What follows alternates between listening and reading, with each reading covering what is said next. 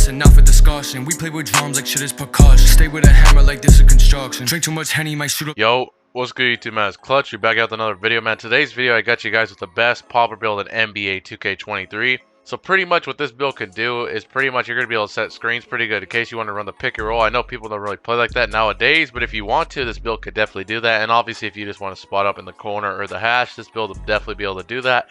Now before we do get into this build, man, I just want to say, if there's any particular builds you guys want to see me make, please let me know down in the comment section below. I definitely would appreciate the help on some build video ideas. I do have a couple ideas lined up right now, but if you guys could give me some more ideas, that definitely would help. Next video, I'm probably going to be giving you guys like the ISO popper type of build. So it's a build like this, but it can also ISO in case you need to. I think double ISO is definitely the way this year, but this is pretty much just a pure spot out. So we're making the build power forward. You can either make it small forward or power forward. It doesn't really matter. I'm just going to go power forward, and this other stuff doesn't matter. That is personal preference. Now moving on to the height and stuff, man, we're making the build 6'9". Now here's one thing I did, because I had a 6'9" popper build. I didn't really like it. I wanted to make a 6'8" because I wanted gold glove. But the thing is, that build doesn't get quick drops because limitless takeoff is a tier 3 badge, and I didn't give it enough finishing badges. So personally, I'd recommend you make the build 6'9". And plus, I've noticed you get a lot more passing lanes on a 6'9" and rebounds and blocks. Like for some reason, 6'8" they don't get the same animations as 6'9" do. So I'd personally recommend 6'9" for popper builds. It's definitely the best height.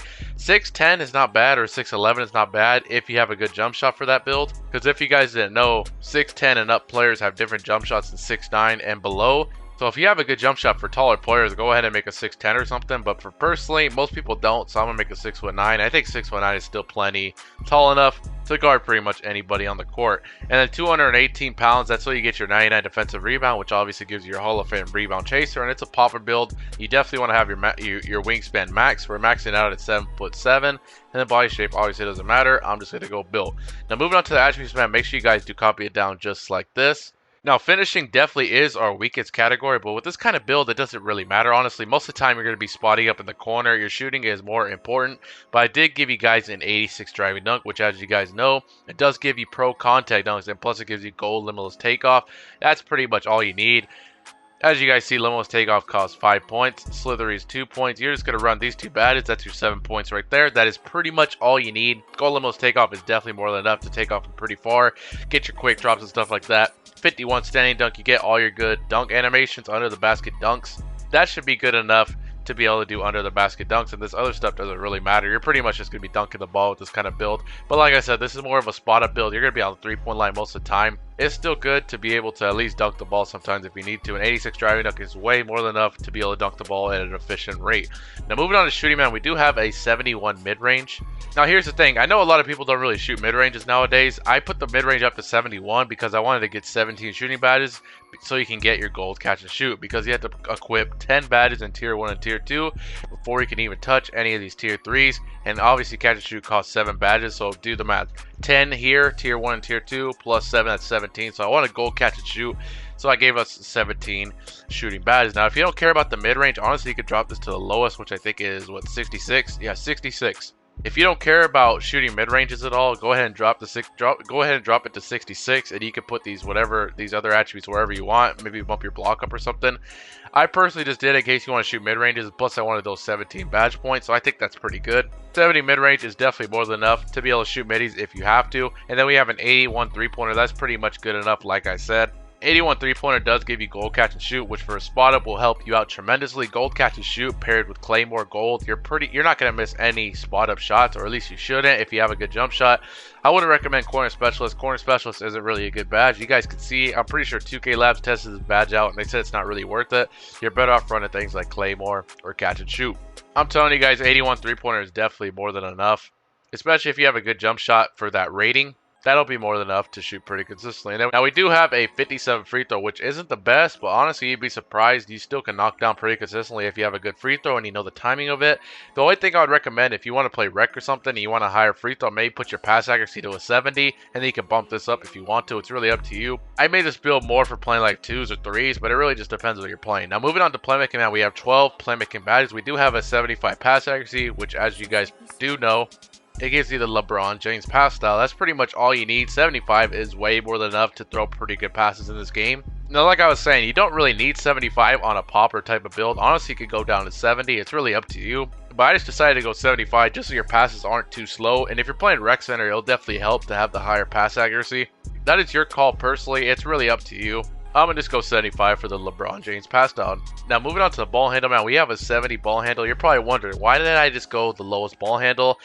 I feel like on any kind of build, you need at least a 70 ball handle. Because 70 ball handle does give you bronze quick first step, which you'd be surprised that really does help a lot. Plus you get the LeBron James size up escape, which is the hop back. Say if you're playing twos and your guard gets boxed, you can easily start isoing because you have bronze quick first step. You can start doing the LeBron hop back. You can hop back, and if they come up too much, you can go back for the rim run, or if they leave you wide open, it's a free 3. You definitely could create some offense with that. So I think 70 ball handle is more than enough. Plus it helps you not get ripped. So I think 70 is good enough. I definitely would put it to at least a 70 though. Because if you have like a 30 ball handle, you're going to get ripped every time you get the ball. So I think 70 is good enough. And then speed with ball, that's the lowest I could go. That don't really matter. 70 ball handle is all I wanted. Now moving on to defense, man. As you guys see, this build is really good defensively. Really good. You got an 84 interior defense, which does give you an extra badge point. I think that's a pretty good threshold to hit. Plus you got an 86 prim D. You got silver clamps and gold challenger. This build will easily be able to guard ISO with the 86 perimeter D. That's what pretty much everybody has. So 86 is definitely a good threshold to hit. Then you do have a 90 steal, which gives you silver glove and it gives you gold interceptor. You'll definitely be able to read lanes like crazy. On my 6'9" player, I have an 85 steal and I get crazy lanes. Just imagine with gold interceptor, you're going to get a lot of passing lane steals with that 90 steal. Then we do have a 93 block, which, as you guys know, it does give you gold anchor. That's definitely a good threshold to hit. You're going to be able to get a lot of blocks with this build. Plus, we do have an 86 vertical. So I'm telling you, this build's going to be able to jump really high. 93 block is definitely way more than enough. Then we have an 84 offensive rebound. That gives you a badge point. And then we have a 99 defensive, which, as you guys know, does give you Hall of Fame rebound chaser. This build is going to be a snag god. Plus, like I said, you have that super high vertical. Vertical does help a lot with rebounds and blocks, so don't even worry about that. This build is going to be horsing pretty much everybody. You have a 99 defensive rebound, an 84 offensive. It's not the best, but it's definitely not bad because you have Hall of Fame rebound chaser. That's pretty much all you need. You're still going to be able to snag offensive rebounds with that. Then you have an 80 speed, 76 xCixtch. Strength doesn't really matter for this kind of build. I just left it at the minimum. Most of the time, you're just going to be sitting corner anyway. Strength doesn't really matter for that. I think that should be good. Then you do have an 86 vertical, which is insanely high.